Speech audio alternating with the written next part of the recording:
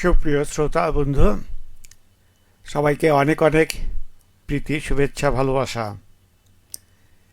আমি আজকে আলী আশরাফ শুরু করছি নিক্কন আয়োজনের লাইভ অনুষ্ঠান। আমরা আজকের নিক্কন আয়োজন সম্পর্কে বললাম, আগেও বলেছি, আবার বলছি যে নিক্কন হচ্ছে একটি লোকজ সুরের নাম হচ্ছে নিক্কন।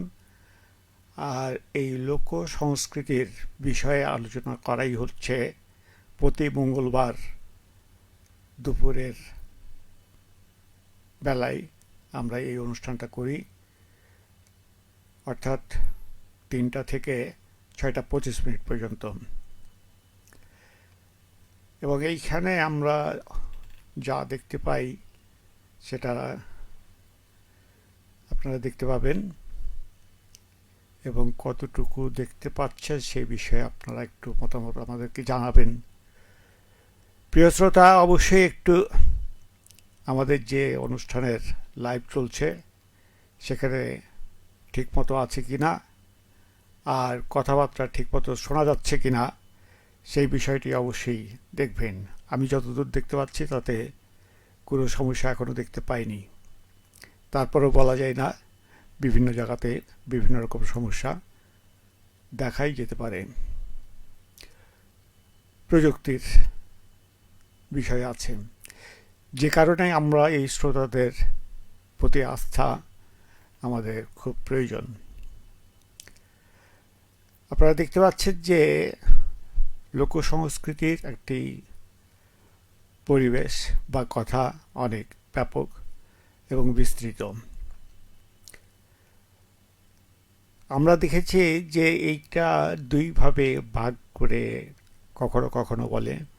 আজকের অনুষ্ঠানেও কিন্তু আমরা দেখেছি, একটু পরীক্ষামূলকভাবে দেখেছি যে খুব পুরাতন এবং খুব নামি দামি লোকদেরকে একটু কম রেখেছে।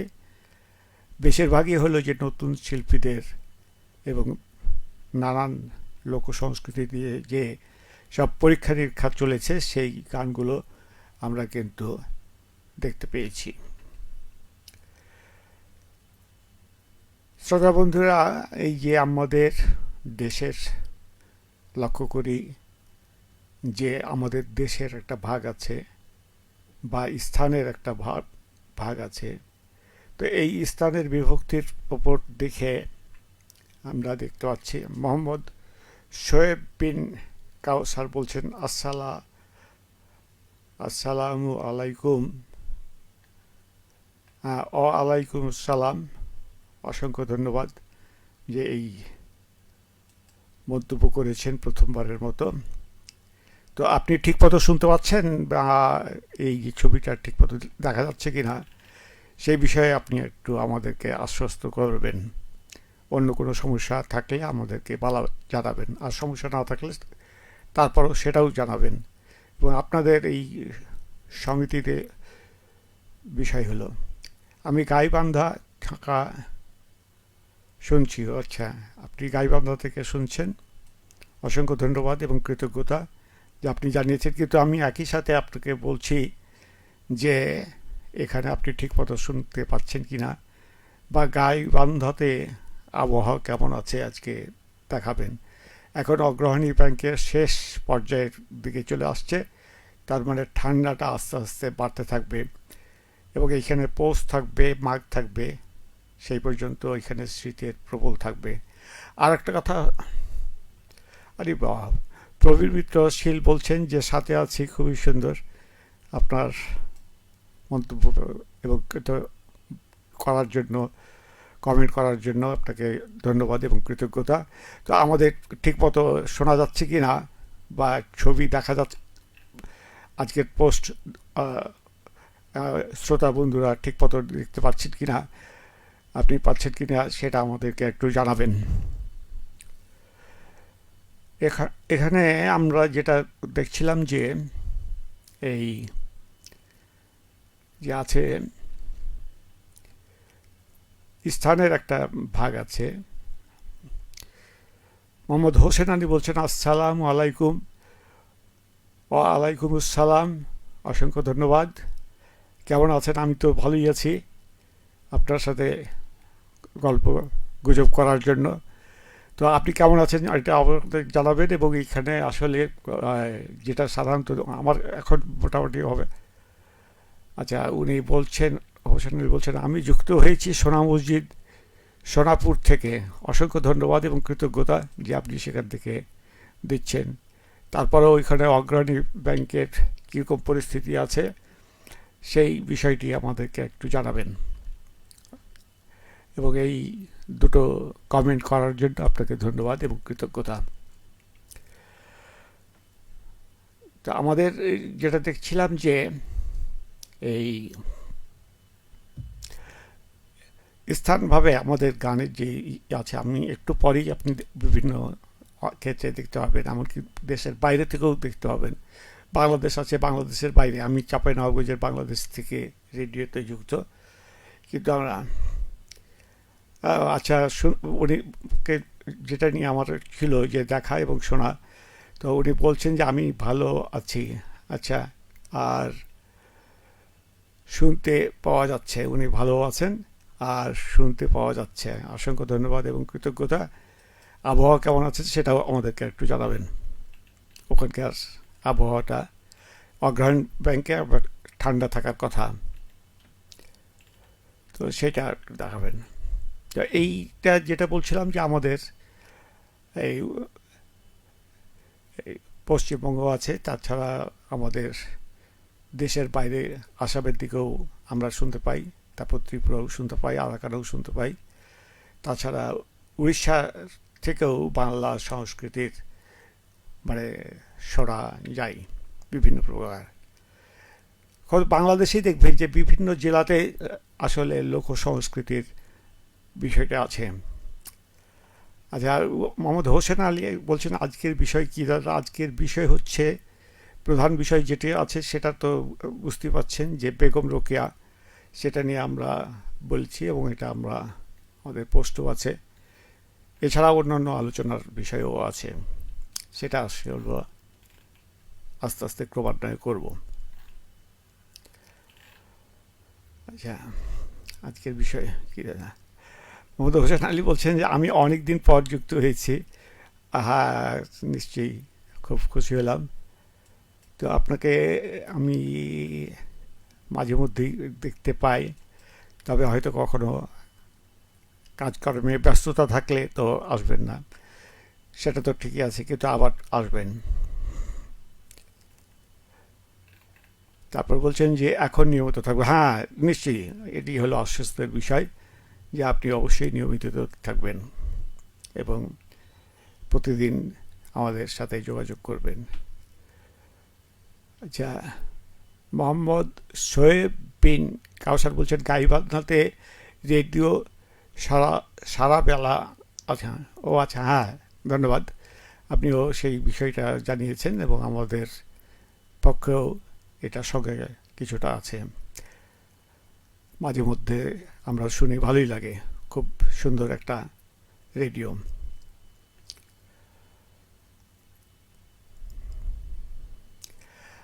তো আমাদের যে আর একটা দিক আছে, যে যে স্থান নিয়ে যেমন আছে, বাংলাদেশেও আপনারা দেখতে পাই আমাদের 9 মিনিট মতো সময় পেয়ে গেছে। যাই হোক, আমাদের আর একটা দিকও আছে, সেটা হচ্ছে যে আমরা সময়ের দিক থেকেও পার্থক্য পাই। এবং এখানে বাংলা লোকগীতি যেটা হলো অনেক পুরাতন, এত পুরাতন যে ঠিক তারিখ বলা মুশকিল ব্যাপার। এমনকি এমন কিছু গান তৈরি হয়েছে যে তৈরি মানুষের কণ্ঠ থেকে আসে, কিন্তু তারা ঠিক মতো বলতে পারে না যে এটা কে করেছিল। তারা বলবে যে আমরা তো জানি না, তবে ভালো লাগে, আমরা গাইতে থাকি। এবং এইটা করতে যেয়ে কিন্তু সবাই আবার কিছু কিছু পরিবর্তনও করে সাথে সাথে। এইভাবে একেবারে সাম্প্রতিক সময়ে এখন পর্যন্ত কিন্তু আছেন। আপনারা লক্ষ্য করেছেন যে রবীন্দ্রসঙ্গীত শেষ হয়ে গেছে, যেহেতু তিনি আমাদের কাছ থেকে ছেড়ে চলে গেছেন। নজরুল গীতিও চলে গেছেন, কিন্তু লোক সংস্কৃতি কিন্তু সব জায়গাতেই আছে, এবং লোক সংস্কৃতির সাথে অনেকেই নানা ধরনের বিতর্ক আছে, যে পরীক্ষা নিরীক্ষা অনেক ক্ষেত্রে আছে এইসব পরীক্ষা নিরীক্ষা করতে করতে। তো আমাদের এই বিষয়গুলো নিয়ে আছে, আমরা বিভিন্ন স্থান ভেদ করে। আচ্ছা, মোহাম্মদ হোসেন আলী বলছেন, নারীদের লেখাপড়ার আগে সুযোগ ছিল না, বেগম রোকেয়া প্রথম নারী শিক্ষা অর্জন করেন, তারপর থেকেও নারী শিক্ষার সুযোগ পায় সবাই। হ্যাঁ, কথাটা ঠিকই বলেছেন যে একটা পর্যায়ে আসলে এই মেয়েদের সামাজিক ভূমিকাটা সীমাবদ্ধ ছিল, এবং এই সকলের সুযোগটা কম ছিল। তারপর আস্তে আস্তে সেটা বেড়েছে। আপনার খুবই মূল্যবান একটি মন্তব্য করার জন্য আপনাকে ধন্যবাদ। মোহাম্মদ হোসেন আলী বলছেন, বেগম রোকেয়া লুকিয়ে লুকিয়ে লেখাপড়া করতেন তার বড় হয়ে সাথে। হ্যাঁ, এটা ঠিকই। আসলে এদের লেখাপড়ার ব্যাপারে কিন্তু ওই উর্দু তাদের ভাষাটা ছিল। তার বাবা হলো জমিদার ছিলেন, এবং তার বাবা ওই দেখা গেছে যে আরিশ ওই লিখতেন উর্দু ভাষাতে। এরপরে বলছেন মোহাম্মদ করিমুল্লাহ, শুভ সন্ধ্যা প্রিয় স্যার, অসংখ্য ধন্যবাদ এবং কৃতজ্ঞতা। ব্যস্ত মানুষ, তারপরেও চলে এসেছ, খুবই খুশি হলাম, ধন্যবাদ এবং কৃতজ্ঞতা। ফেসবুকে তো প্রায় প্রতিদিনই দেখে থাকি বিভিন্ন কার্যক্রম। এরপর মোহাম্মদ হোসেন আলী বলছেন, আগের মানুষ মনে করতো মেয়েরা লেখাপড়া করে কি করবে না, সে সময় ওদের লেখাপড়ার বিষয়টা ছিল মূলত ধর্মীয় ভিত্তিতে করতো, এটা করতো না। আর বাংলা, তার বাবা বেগম রোকেয়ার বাবা বাংলা ভাষাকে খুবই করতেন, নিষিদ্ধ মনে করতেন। শাকিল খান বলছেন, গাবতলী দুর্গাহাটা কফি হাউস থেকে দাদু। তাই নাকি? কফি হাউস থেকে এটা করা খুব ভালো, খুবই খুশি হলাম, ধন্যবাদ। তো ওই দিকের আবহাওয়া, অগ্রহায়ণের আবহাওয়া কেমন আছে সেটা একটু জানেন। তো ঢাকার দিকে গাবতলীর, এটা কি ঢাকার যদি হয় তাহলে শীতের পরিমাণ কম হবে। যাই হোক, মোহাম্মদ মারুফ আলী বলছেন, আসসালামু আলাইকুম ওয়া রাহমাতুল্লাহ। ওয়ালাইকুম আসসালাম, আর শুভ সন্ধ্যা। আপনাকেও আমি শুধু সন্ধ্যা জানাচ্ছি, ধন্যবাদ এবং কৃতজ্ঞতা যে এরকম মন্তব্য করার জন্য। মোহাম্মদ হোসেন আলী বলছেন, বেগম রোকেয়া লেখাপড়ার পর থেকেই অনেক মেয়ে অনেক উন্নত দিকে এগিয়ে যাচ্ছে। হ্যাঁ, নিশ্চয়ই। এবং আমি তো মনে করি যে আসলে বেগম রোকেয়ার লেখার একটা আছে, তার লেখাটা যদি আমরা অনেক সময় নিয়ে ধৈর্য ধরে পড়ি, তাহলে দেখা যাবে যে আমাদের একটা আজ সর্বনাশ। দোয়েল খাতুন, আসসালামু আলাইকুম স্যার। হ্যাঁ, আমি তো খুবই খুশি হলাম যে এখানে ব্যস্ততার মধ্যেও এই সময়ে প্রায় পাওয়া যায় না, তারপরও দোয়েল খাতুন এটা লিখেছে, খুবই খুশি হলাম, অসংখ্য ধন্যবাদ। বলছে যে কেমন আছে, আমি তো ভালো আছি, এখন তুমি কেমন আছো সেটা আমাকে অবশ্যই জানাবা। দোয়েল খাতুন অবশ্যই, এবং এই মন্তব্য করার জন্য খুবই ধন্যবাদ এবং কৃতজ্ঞতা। মোহাম্মদ হোসেন আলী বলছেন, রোকেয়ার বাবা বাংলা ভাষাকে একটু ঘৃণার চোখে দেখতেন। মানে ঘৃণার চোখে বলতে কি, বাংলা ভাষাতে পড়াশোনার নিষেধ ছিল, শুধু তার বাবা নয়, আসলে সম্ভ্রান্ত সেই সময়ে এই বাংলা ভাষাটা দেখা যাচ্ছে যে সমস্যা আছে। বাংলা ভাষার আছে। আচ্ছা, সাকিব হাসান বিদ্যুৎ বলছেন, সাথে আছি ফাতেমানগর 3 সাল ময়মনসিংহ থেকে। অসংখ্য ধন্যবাদ এবং কৃতজ্ঞতা যে এত সুন্দর একটা মন্তব্য করেছেন। ফাতেমানগর 3 সাল ময়মনসিংহ থেকে, খুবই শুভ সময়। হ্যাঁ, খুব সুন্দর সময় যাচ্ছে। দুটি মন্তব্য করার জন্য অসংখ্য ধন্যবাদ এবং কৃতজ্ঞতা। সাকিব হাসান বিদ্যুৎ, খুবই খুশি হলাম যে এরকম মন্তব্য করেছে। তো ওইখানে এই যে ময়মনসিংহের আবহাওয়া কীরকম আছে, ঠান্ডা কতটা আছে, বা এটা তো আস্তে আস্তে বাড়তেই থাকবে। তো এই বাড়ার বিষয়টি আমাদের একটু জানাবেন। এরপর আমরা কয়েকজনের সময় আমাদের দ্রুত এগিয়ে আসছে, আমরা আছি তার মধ্যে আমরা কয়েকজন বিশিষ্ট শ্রোতার সাথে বলবো। আমরা প্রথমে বলছি যে সতীনাথ মুখোপাধ্যায় 7ই জুন 1923 সালে তিনি জন্মগ্রহণ করেছিলেন এবং 13ই ডিসেম্বর 1992 সালে তিনি যান। সতীনাথ মুখোপাধ্যায়ের কথা তো জানা উচিত, আমরা সবাই খুব, যারা একটু বেশি বয়সের যারা তারা তো অনেক শুনতো। তাছাড়া চিরন্তন মানে এতে সতীনাথের গান হতো। তিনি আধুনিক বাংলা গান, নজরুল গীতি এবং গজল শিল্পী হিসেবে পরিচিত ছিলেন। সতীনাথ মুখোপাধ্যায় 1923 সালে ভারতের লখনৌতে জন্মগ্রহণ করেন।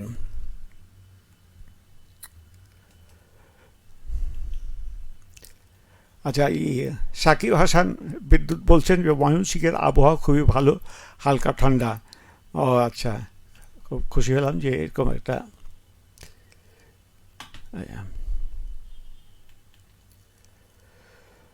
মোহাম্মদ হোসেন আলী বলছেন এখানকার দিনের আবহাওয়া খুব সুন্দর হয়েছে। অসংখ্য ধন্যবাদ এবং কৃতজ্ঞতা। আপনার আবহাওয়া সুন্দর আছে, আপনি ভালোই আছেন, এটা আমরা জানতে চাচ্ছি। আচ্ছা,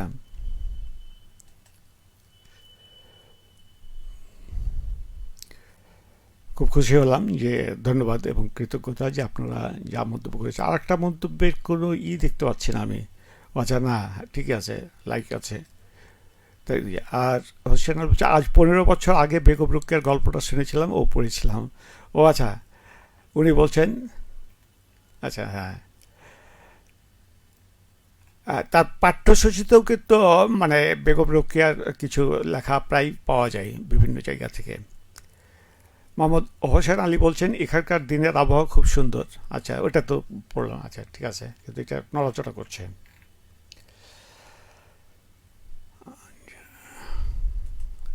তো এই সতীনাথ 1968 সালে সতীনাথ সঙ্গীত শিল্পী উৎপলা সেনের সাথে বিয়ে হয়। উৎপলা সেনও কিন্তু খুব বড় মাপের একজন শিল্পী ছিলেন, তারা দুজনেই গান ছিল।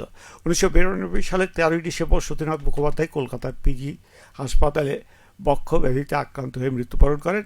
আমরা সতীনাথ এই লাইভের পরে পরেই সতীনাথ মুখোপাধ্যায়ের মা আমাদের মানুষ করো শ্যামা সঙ্গীতটি আমরা দিব। এরপরে হচ্ছে চণ্ডীদাস মাল বলে খুবই বিখ্যাত শিল্পী, 7 অক্টোবর 1929 সালে জন্মগ্রহণ করেছিলেন। 8 ডিসেম্বর 2021 সালে তিনি আমাদেরকে ছেড়ে চলে গেছেন। তিনি বাংলা পুরাতন আগমনী গান, টপ্পা, শ্যামা সঙ্গীত, হুমরি সঙ্গীত ছিলেন। চণ্ডীদাসের জন্ম ব্রিটিশ ভারতের বর্তমান পশ্চিমবঙ্গের হাওড়াতে বালিতে ছিলেন। 1940 খ্রিস্টাব্দ থেকে আকাশবাণী কলকাতা দূরদর্শনের নিয়মিত শিল্পী ছিলেন। সঙ্গীত প্রশিক্ষক হিসেবে তিনি খুব নামী প্রতিষ্ঠান করেছেন বিভিন্ন জায়গায়। তার মধ্যে অজয় চক্রবর্তী, উৎপলা গোস্বামী, টিপি ঘোষ, চন্দ্ররুদ এবং কি লোপামুদ্রা, ঋষি বন্দ্যোপাধ্যায় প্রমুখরা তার কাছ থেকে গানের চর্চা বা শিক্ষকতা পেয়েছেন। বাংলা সঙ্গীতের অবদানের জন্য চণ্ডীদাস মাল পশ্চিমবঙ্গ রাজ্য নৃত্য নাটক সঙ্গীত দৃশ্যকলা একাডেমির পুরস্কার, বঙ্গীয় টপ্পা ও পুরাতনী বাংলা গানের কিংবদন্তি শিল্পী চণ্ডীদাস মাল 2021 খ্রিস্টাব্দের 21শে নভেম্বর 1952 তিনি মৃত্যুবরণ করেন। আমরা এখানে এই লাইভের পরপরই তার দুটো গান ভাব সঙ্গীত দিব। আচ্ছা,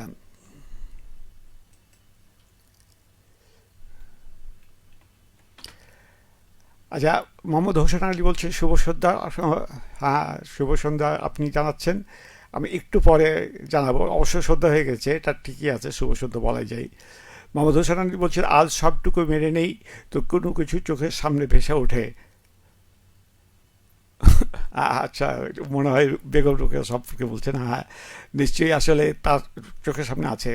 বেগম রোকেয়া এমন সব লোক আছেন যা আমাদের বিষয়ে বলা অপরুদ্ধভাবে অসংখ্য কথা বলা যাবে,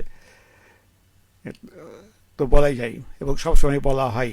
প্রতি বছর এই 9 ডিসেম্বরে তার জন্মদিন এবং মৃত্যু দিবস দুটোই আছে, তা আমরা জন্মদিবস হিসাবেই এটা উদযাপন করি। সমর দাস খুবই বিখ্যাত সুরকার একজন। 10ই ডিসেম্বর 1929 সালের মৃত্যু 25 সেপ্টেম্বর 2001 সালে। সমর দাস একজন বিখ্যাত বাংলাদেশি সুরকার ও সঙ্গীত পরিচালক। 1929 সালের 10ই ডিসেম্বরে পুরানো ঢাকার লক্ষ্মীবাজার নবদ্বীপ বসাক লেনে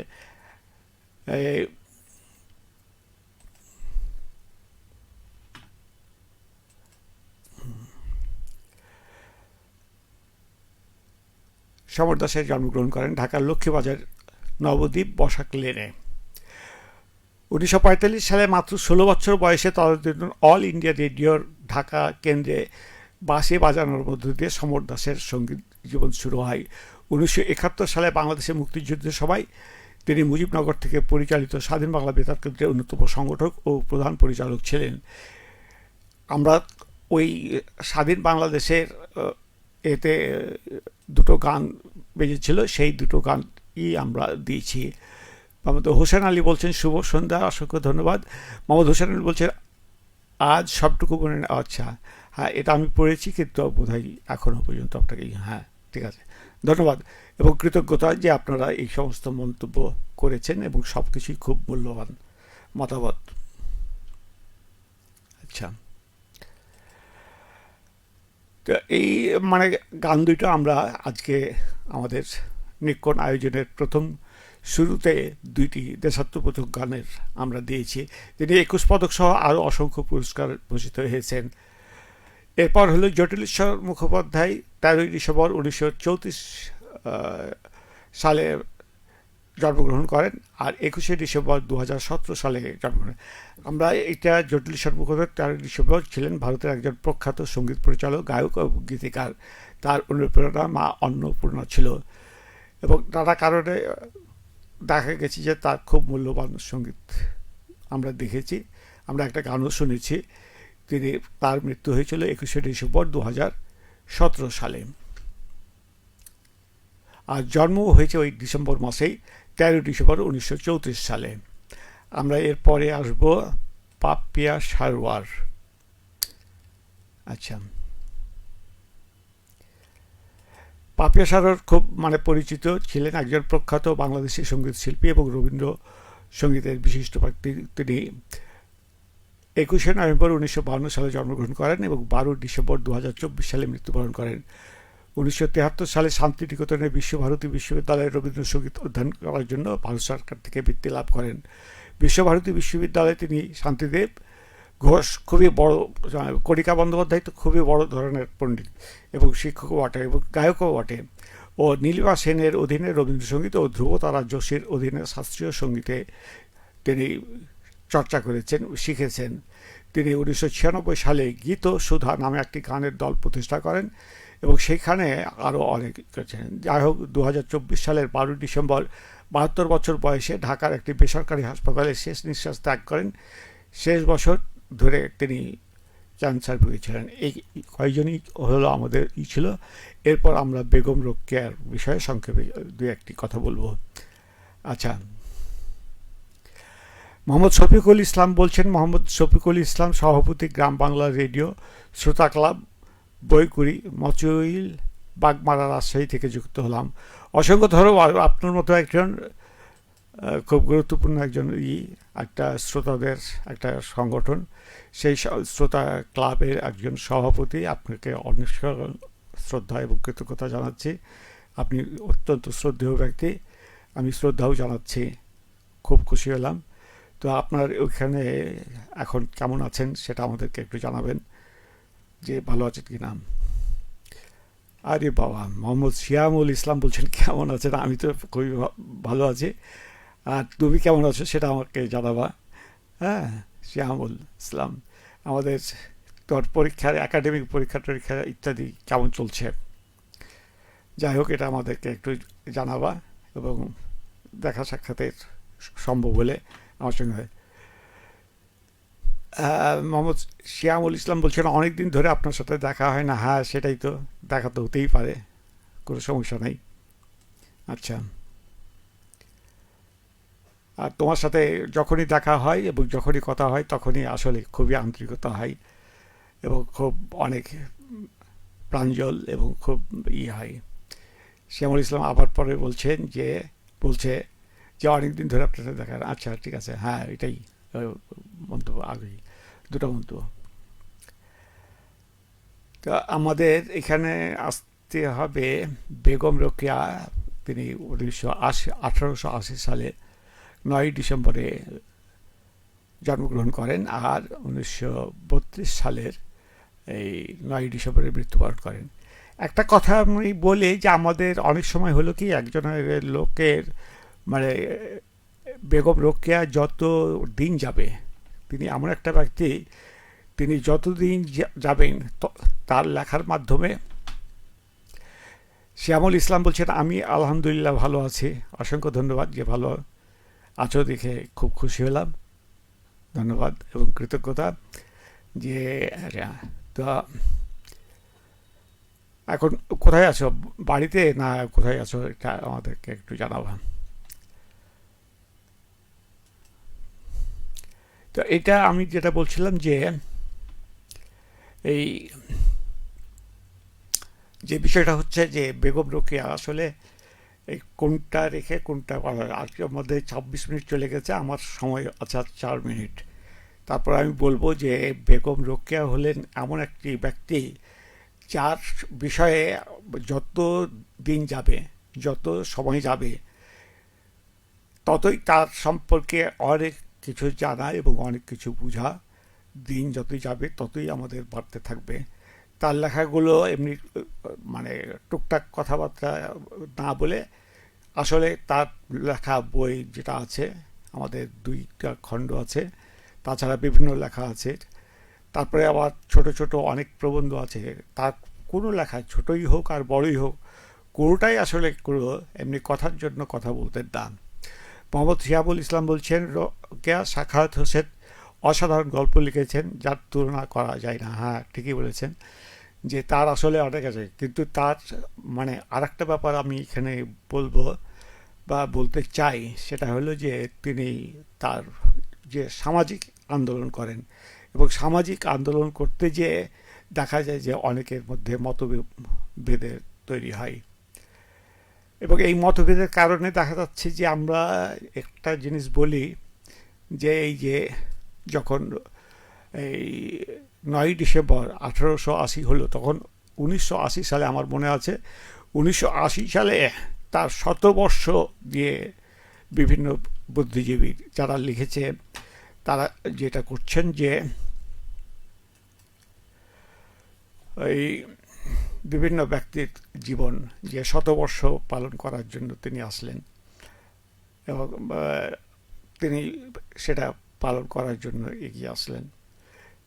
কিন্তু তারপরে তিনি হঠাৎ অবাক হয়ে গেলেন, সবাই খুঁজে দেখলেন যে তিনি কোথায় মানে কবর হয়েছে বা কি হয়েছে, কোথায় শেষ স্থানটা হয়েছে, তার কোনো খোঁজ খবর কোথাও পাওয়া গেল না।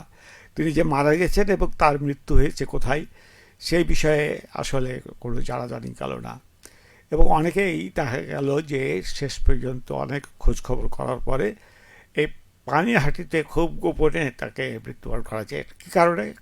কারণ হলো যে নারীর বিষয়ে আন্দোলন করতে যে খুব মানে আপত্তিকর ছিল, এবং অনেকে মনে করতো যে এই ধরনের কিছু ব্যক্তি হয়তো বা দেখা যাবে যে তার কবর দেওয়া যাবে না, তাকে পানিতে ফেলে দিতে হবে। এর আশঙ্কায় বেগম রোকেয়ার পরিবার বা সহানুভূতিশীল অনেক লোক তার মৃত্যুর বিষয়ে কোনো ঘোষণা দেয়নি। অনেক গভীর রাত্রে তাকে নিরিবিলিতে কাউকে কিছু না বলে পানিহাটিতে দেওয়া হয়। আরও দুর্ভাগ্য ঘটনা, ওই পানিহাটিতে যখন কবর হয়, সেই বাড়িটি ছিল তার এক চাচার বাড়ি ছিল, বাড়িতে খুব নিজের জায়গাতে নিরিবিলিতে এবং কাউকে না জানিয়ে সেখানে তাকে কবর দেওয়া হয়েছিল। কিন্তু এই যে বাঙালিদের, আমাদের দেখা যাচ্ছে যে যেমন মুসলমানদের জায়গা ভারতের দখল হয়, আবার মুসলমানদের জায়গা জমি অনেক সময় নানাভাবে বিক্রি হয়ে যায় বা দখল হয়ে যায়। তো ওখানে পানিহাটিতেও এটা দখল হয়ে যায় এবং এটা হয়। কিন্তু সৌভাগ্যবশত যারা শতবর্ষ উদযাপন করছিলেন, বেগম রোকেয়ার একটি প্রত্যাশা ছিল যে আপনি আমার গরুস্থানের সামনে রেখে একটি কি করবেন, এই এই একটা গার্লস স্কুলে তার কবর দিবেন, যাতে করে ছোট শিশু বালিকাদের কথা শুনতে শুনতে আমি কবর থেকে শুনতে পাই। এবং তার এই প্রত্যাশার জন্য ওই জায়গাটি আবার দখল করা হয়।